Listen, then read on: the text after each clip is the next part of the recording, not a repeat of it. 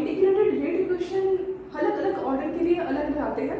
जैसे zero order reaction का अलग इंटीग्रेटेड रेट इक्वेशन बनेगा, फर्स्ट ऑर्डर रिएक्शन का अलग रेट इक्वेशन बनेगा, सेकेंड ऑर्डर का अलग रेट इक्वेशन बनेगा और थर्ड ऑर्डर का अलग रेट इक्वेशन बनेगा इंटीग्रेटेड।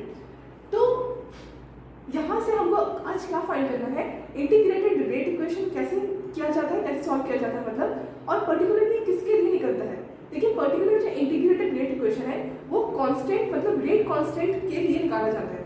रेट कांस्टेंट एक आपको पता है कांस्टेंट है, और कांस्टेंट आप ज़्यादातर किसको मानते हो, नंबर्स को 1 2 3 4 ऐसे, पर अगर हम कंसंट्रेशन के टर्म्स में बात करते हैं तो रेट कांस्टेंट को हम अप्लाई करते हैं कहाँ पर, रेट लॉ एक्सप्रेशन को इक्वल बनाने के लिए, रेट ऑफ रिएक्शन के इक्वल रेट लॉ को बनाने के लिए हमको के इस्तेमाल करना पड़ता है, which is nothing but our rate constant, right. तो रेट कांस्टेंट का ही वैल्यू हमको पता नहीं रहता, और मैंने पिछले वीडियो में आपको first order, second order, zero order, third order का रेट कांस्टेंट का यूनिट निकालना सिखा दिया था, ठीक है। वो चेंज होता रहता है, अगर यूनिट आपको जैसे दिया है उसी तहत आप रेट कांस्टेंट का ऑर्डर समझ जाओगे, ठीक है। और हाँ, रेट कांस्टेंट को ही निकालना पड़ता है हमको, अलग अलग ऑर्डर्स के लिए अलग अलग रेट कांस्टेंट का क्या होता है, वैल्यू आता है, ठीक है। और उसी के अकॉर्डिंग हमको क्या करना पड़ता है, अपना न्यूमेरिकल सॉल्व करना पड़ता है। तो स्टार्ट करते हैं हम इंटीग्रेटेड रेट इक्वेशन समझना, और इंटीग्रेटेड रेट इक्वेशन का मतलब क्या होता है ये भी हमको क्लियर होना चाहिए। देखिए इंटीग्रेटेड रेट इक्वेशन ये हम क्यों पढ़ते हैं, देखिए इंटीग्रेटेड रेट इक्वेशन को साइंटिस्ट ने क्यों निकाला, कुछ तो रीजन हुआ होगा कि इंटीग्रेटेड रेट इक्वेशन को पढ़ना पड़ता है, क्यों पढ़ते हैं वही हमको जानना है। देखिए integrated rate equation chemical kinetics में वो ब्रांच होती है जहां पर हम रेट लॉ एक्सप्रेशन के equal rate of reaction which is our instantaneous rate of reaction को इक्वलाइज करते हैं। मैं रिपीट कर रही हूँ, integrated rate equation chemical kinetics का वो ब्रांच होता है जहां पर हम इंटीग्रेशन करते हैं, ठीक है। इंटीग्रेशन तो करेंगे, इंटीग्रेटेड का वर्ड से समझ में आ रहा है, इंटीग्रेशन करना पड़ता है, और बच्चे बहुत बार डर जाते हैं कि इंटीग्रेशन ये सब क्या होता है। देखिए इंटीग्रेशन का रूल होता है, बहुत सारे रूल्स होता है, मैथ्स के स्टूडेंट्स को बहुत ईजी लगेगा ये वाला पार्ट, पर हाँ केमिस्ट्री में हमको केमिकल्स के साथ इसको ज्वाइन कर करके समझना पड़ता है। हर चीज़ हम मैथ्स के साथ रिलेट मत कर दीजिए। हाँ ये पर्टिकुलर जो आपको इक्वेशन मैं करवाऊंगी इसके लिए आपको मैथ्स पढ़ना जरूरी है, पर हाँ ऐसा नहीं है कि आपको मैथ्स नहीं आता तो आप समझ नहीं पाओगे, ठीक है। मैथ्स का कहाँ क्या रूल लगेगा ये मैं आपको क्लियर करते हुए चलूँगी, आप डरो मत। पर हाँ इंटीग्रेटेड रेट इक्वेशन में इंटीग्रेशन ही काफ़ी नहीं है, बल्कि उसके साथ केमिकल्स की प्रॉपर्टी भी जानना हमको साइमल्टेनियसली जरूरी है।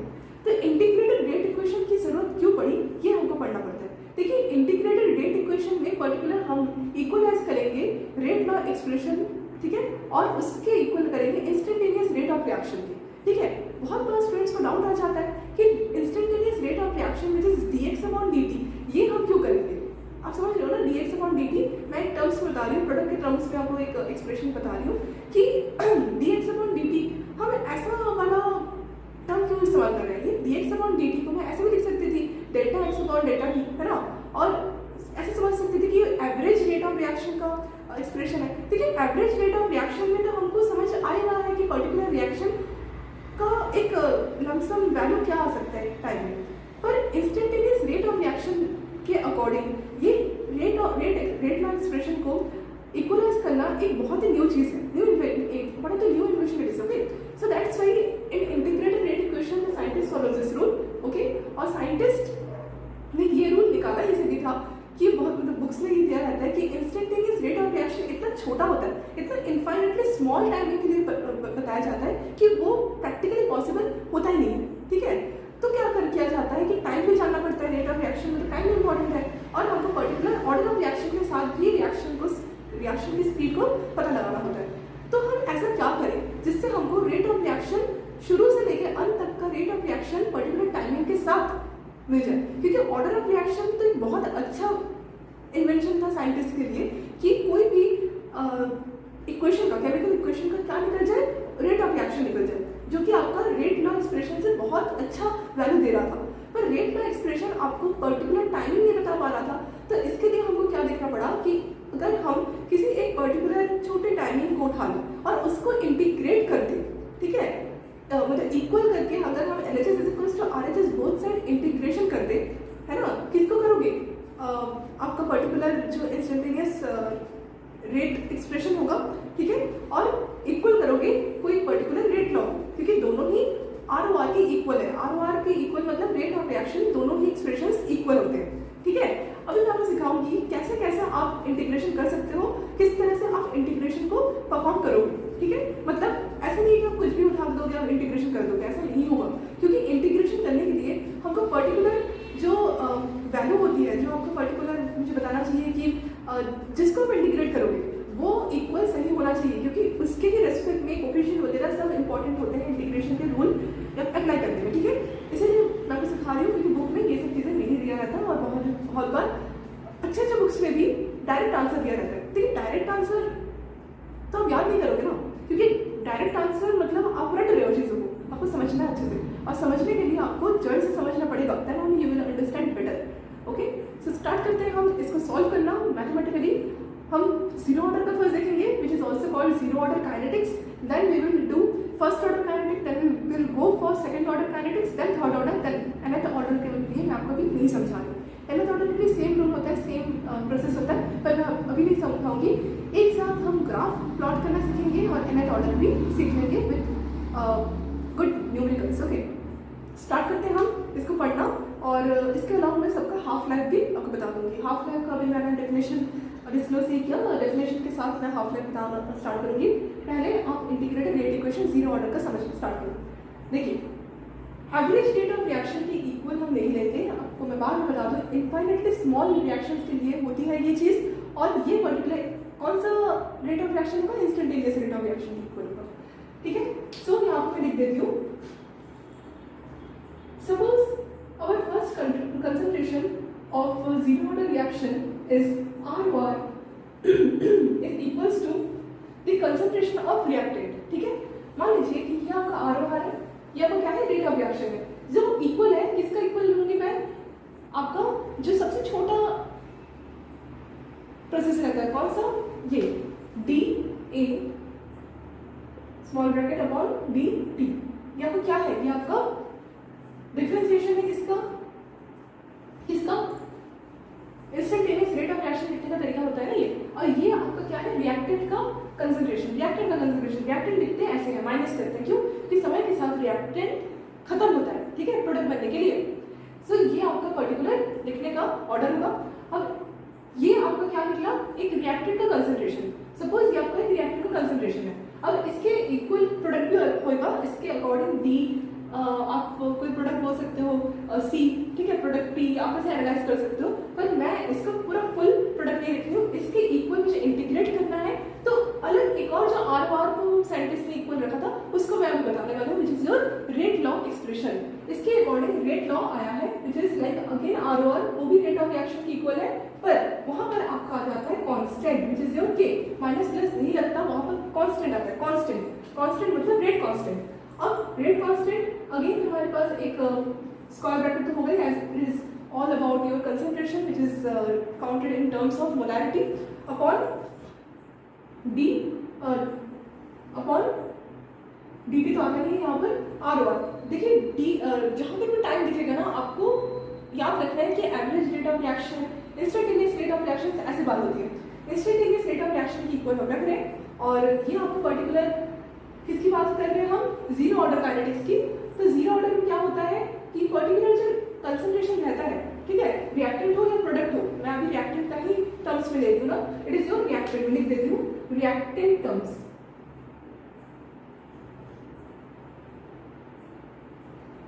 ठीक है। तो रिएक्टेंट टर्म्स है, जैसे कि यहाँ पर क्या है, यहाँ पर एक दिया हुआ है, ठीक है, एक माइनस है which is your instantaneous rate of reaction term, और एक आपका के ए दिया हुआ है which is your R R, which means that rate law expression, it is your, मैं लिख देती हूँ छोटा छोटा, इंस्टेंटेनियस रेट एक्सप्रेशन,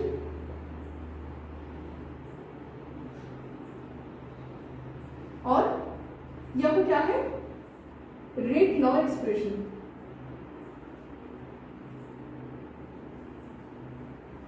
ठीक है। ये आपका एक पर्टिकुलर क्या बना, दोनों इक्वल आर आर बन गया। तो अब क्या किया साइंटिस्ट ने, ये दोनों रेट ऑफ रिएक्शन से, आई मीन दोनों रेट ऑफ रिएक्शन एक एक टाइप के रेट ऑफ रिएक्शन पे दर्शाते हैं। बाद इंटीग्रेट करना है। तो इसका कैसे आ जाएगा देख लीजिए, बहुत इजी रहता है। Minus of D concentration A upon D T, ठीक है, ये आपका एक बना इज इक्वल्स टू के ए। यहाँ पर जीरो लिखना पड़ेगा क्योंकि यहाँ पर पर्टिकुलर कौन सा रिएक्शन की बात हो रही है, जीरो ऑर्डर काइनेटिक्स, ठीक है। यहाँ पर जीरो लिखना पड़ेगा, कुछ नहीं लिखते तो वन होता, अगर जीरो लिखा है मतलब जीरो ऑर्डर, ठीक है, मतलब पर्टिकुलर ये कंसंट्रेशन का जो ऑर्डर ऑफ रिएक्शन है that is equals to zero, okay. और यहाँ पर जीरो हम लिखेंगे।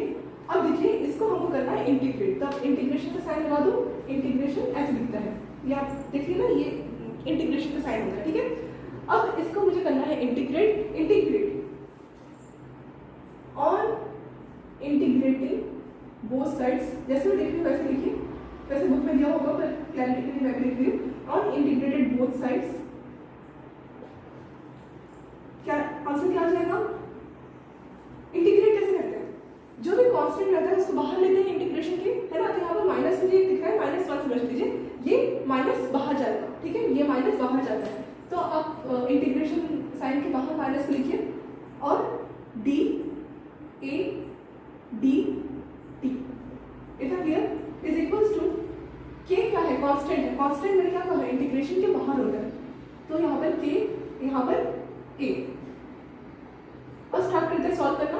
कैसे सॉल्व करेंगे, पहले हम यहाँ देखिए, ये a to the power zero, कोई भी बेस का पावर जब जीरो होता है, एक्सपोनेंट जब जीरो होता है, तो क्या कौन सा लॉ लगता है, हाँ एक्सपोनेंशियल लॉ। और एक्सपोनेंशियल लॉ के अकॉर्डिंग आपका जो भी बेस का पावर जीरो होता है वो इक्वल किसके होता है, वन के, वन के इक्वल होता है।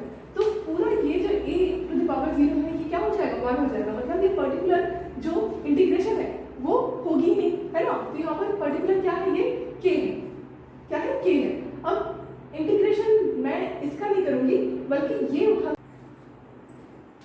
सो स्टूडेंट्स, इसके बाद वीडियो बंद हो गया था तो वीडियो स्टार्ट नहीं हुई थी। अच्छा, तो ये वाला हम जो पोर्शन है इसको क्या करेंगे, वेरिएबल सेपरेट करेंगे। तो वेरिएबल सेपरेट करने के बाद हमारे पास कैसा आंसर आ जाएगा, डी ए, और यहाँ पर कितना आ जाएगा, ए, और ये नॉट ए, सर ये जीरो है पावर, और डी टी के डॉट डी टी, ठीक है। अब इसका हम इंटीग्रेशन करेंगे तो कैसे होगा, किसी तरह पावर जीरो होता है तो वन आता है, ये मेरा लग जाए, या माइनस इंटीग्रेशन कितना आ जाएगा, डी ए, है ना, इज इक्वल्स टू के डॉट डी टी। अब देखिए इसका भी इंटीग्रेशन था, है ना। अब हमने इसका इंटीग्रेशन कैसे किया था, के और डी टी, मतलब डी टी का इंटीग्रेशन कितना हो जाएगा आपका, डी टी का इंटीग्रेशन टी, ठीक है। तो यहाँ पर पूरा के टी आ जाएगा, ठीक है। अब के टी आ गया। अब के टी होने के बाद हमारे पास इस साइड में डी ए का इंटीग्रेशन कितना होगा, ए ओनली, यहाँ पर माइनस ऑफ ए, है ना, ये आपका ऐसे था, इज इक्वल्स टू के टी। अब हमको क्या करना पड़ेगा, इंटीग्रेशन कंप्लीट करना पड़ेगा। इंटीग्रेशन को कंप्लीट करने के लिए हमारे पास दो रास्ते होते हैं, मैं आपको क्लियर कर देती हूँ। एक हमारे पास होता है डेफिनेट इंटीग्रेशन, एक होता है इनडेफिनेट इंटीग्रेशन। डेफिनेट इंटीग्रेशन में क्या होता है, लिमिट्स लगते हैं, एक लोअर लिमिट एक अपर लिमिट, मतलब आपको पता है कि किस रास्ते से, मतलब कितने पोर्शन से कितने पोर्शन तक जाना है, ये आपको पता होता है, और हम लिमिट लगा के इंटीग्रेशन करते हैं। सेम हम कांस्टेंट का इस्तेमाल करके इनडेफिनाइट वे से अपना इंटीग्रेशन कंप्लीट कर सकते हैं, जहाँ पर हमको रेट कांस्टेंट लगाना पड़ता है, ठीक है। अब रेट कांस्टेंट हम कहाँ लगाएंगे, केटी के बाजू में प्लस सी करके, ठीक है। अब इसका ग्राफ बनता है, ग्राफ मैं आपको प्लॉट करना सिखाऊंगी, ये बहुत इंपॉर्टेंट है, अभी नहीं, अभी हम सिर्फ मैथ्स करेंगे, ये बहुत टॉकिंग होता है। तो ये सी, मतलब हमको कांस्टेंट का वैल्यू निकालना है, तो कांस्टेंट का वैल्यू हम कैसे निकालते हैं मैं आपको तरीका बता देती हूँ, आप खुद से कांस्टेंट निकाल लोगे प्रैक्टिस करने के टाइम। क्या करो, टी का जो है वैल्यू जीरो लो, है ना, और जो आपका पर्टिकुलर ए है, ठीक है, उसका हम ए नॉट मान लो, इनिशियल कंसंट्रेशन मान लो। अब यहाँ पर ए नॉट अगर मैं मानूंगी, देखिए यहाँ पर ये जो पर्टिकुलर एक्सप्रेशन जो होते हैं अलजेब्रिक, यहाँ पर बहुत बच्चों को डाउट आता है क्योंकि कैपिटल ए स्मॉल ए में गलती कर देते हैं। अगर आप कैपिटल ए लिख रहे हो तो आपको कैपिटल ए का ही नॉट लेना पड़ेगा क्योंकि आपको इनिशियल कंसंट्रेशन का मतलब सोर्स बताएगा, ठीक है। अगर आपका ए ले रहे हो आप कंसंट्रेशन, ठीक है, स्मॉल ए, तो स्मॉल ए को हमको अगर इन द इनिशियल में लिखना है तो ए नॉट लिखना पड़ेगा। अगर आप a माइनस एक्स ले रहे हो कंसंट्रेशन, ठीक है, तो a माइनस एक्स का कंसंट्रेशन कितना आ जाएगा, a ओनली, है ना, मतलब इसका इनिशियल कितना रहा होगा, a ओनली। तो आपको ऐसा उसका कंसंट्रेशन रखना है। अब कहाँ कैसे कंसंट्रेशन रखना है, वैसे जैसे मैं बता रही हूँ वैसे आप लिखेंगे, आपको मतलब सुविधा होगा पढ़ने में। अब हम क्या करेंगे, जो जो वैल्यू है उसको पुट करके कांस्टेंट का वैल्यू निकालोगे। अगर आप सबका वैल्यू पुट करोगे तो आप c इज इक्वल्स टू कितना पाओगे, a नॉट, ठीक है। अब यहाँ पर अगर मैं C is equal to A naught रखूंगी तो मेरे पास कितना आ जाएगा, माइनस ऑफ ए नॉट, मतलब यहाँ पर ए था ना, मैं आपको एक बार करके दिखाती हूँ, ठीक है।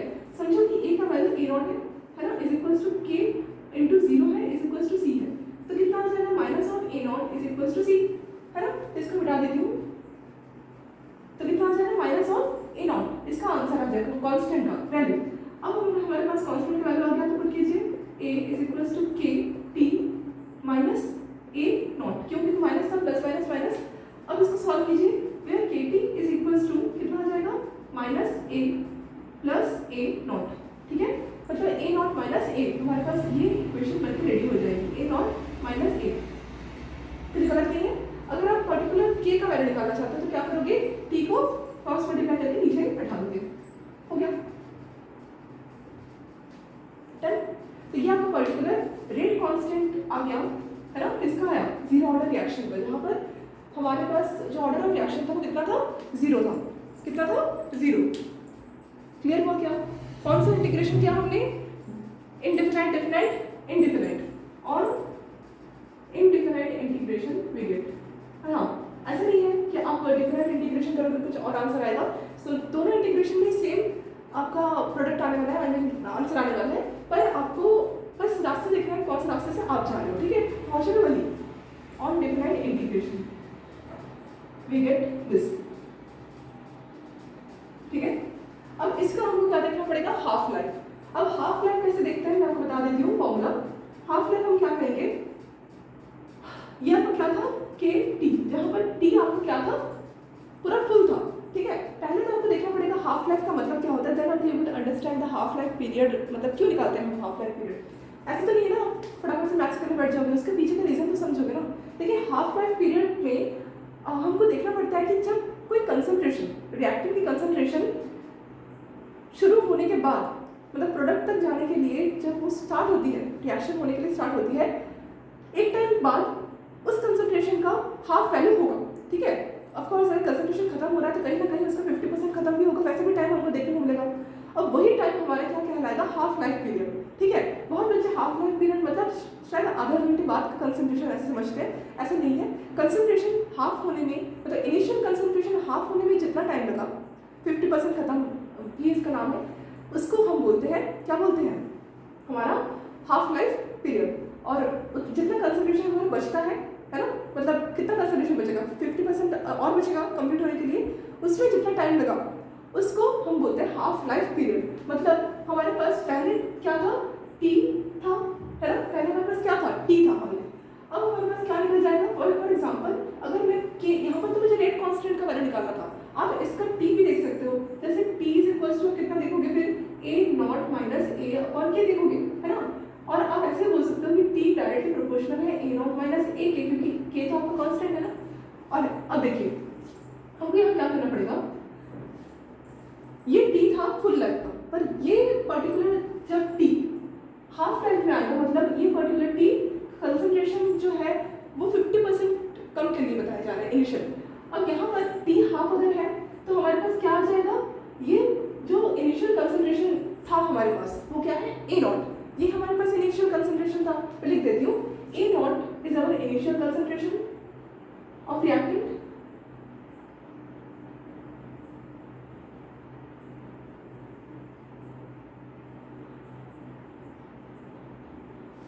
and A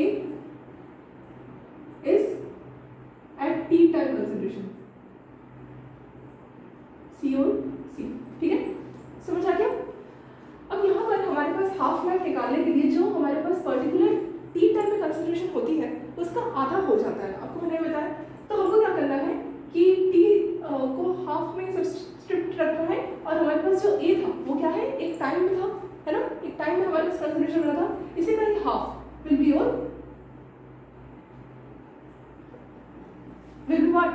your T half, okay। so यहाँ पर हमने क्या सीखा कि A नॉट हमारे पास क्या था, A नॉट हमारे पास क्या था, इनिशियल कंसंट्रेशन, A हमारे पास क्या था एट T टाइम कंसंट्रेशन, ठीक है। इसी T टाइम कंसंट्रेशन को हमको क्या मानना पड़ेगा, इनिशियल कंसंट्रेशन का आधा, ठीक है। अब इसका आधा जब हम वैल्यू पुट करेंगे, ठीक है, मतलब A इज इक्वल्स टू ये आपका एट T टाइम कंसंट्रेशन था ए, कैपिटल ए, और इसका आधा हमको ऐसे समझना पड़ेगा कि जैसे मानो इनिशियल कंसंट्रेशन का आधा हो। अब यहाँ पर अगर मैं ए की जगह पर ए नॉट अपॉन 2 लिख दूँगी तो ऐसे दिखेगा कुछ। अब हमारे पास देखिए कुछ टाइम के लिए मैं के को इधर लिख देती हूँ, बाद में के को उधर कर दूँगी। अब देखिए के टी हाफ कितना हो जाएगा, ए नॉट से आधा गया, कितना हो जाएगा, आधा ही बचेगा। तो यहाँ पर ए नॉट अपॉन 2 ही आंसर आएगा, और यहाँ से आप के को इधर भी रख सकते हो, यहाँ पर आपको 2 के दिखेगा, 2 के ऐसे ज़्यादा प्यारा दिख रहा है। तो आप बोल सकते हो ये जो पर्टिकुलर 2 के है ये कांस्टेंट के लिए बिहेव करेगा और ए नॉट आपका प्रोपोर्शनल हो जाएगा किसके, टी हाफ के, ठीक है। ये आपका किसका आया, किसका एक्सप्रेशन आया, T half of the order of reaction. Which order of reaction, zero order reaction. देख लिया, देख लीजिए।